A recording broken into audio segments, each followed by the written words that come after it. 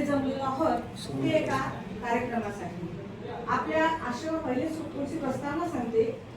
आपल्या आश्रमामध्ये दर रविवारी लहान मुलांसाठी बालक संघ घेण्यात येतो. या बालक संघामध्ये मुलांवर चांगले संस्कार घडावेत, त्यांच्यामध्ये निर्भयता निर्माण व्हावी यासाठी आम्ही हा उपक्रम चालवत असतो.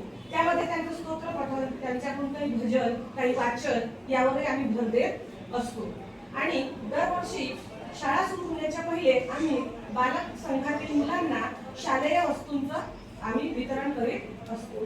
आश्रमातर्फे वितरण होत असते. तर यावर्षी सुद्धा आम्ही तसंच वितरण करणार आहोत.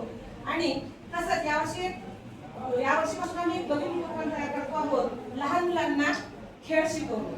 त्यांचं शारीरिक दृष्ट्या सुद्धा ते सुदृढ व्हावे त्यामागची भावना हीच आहे.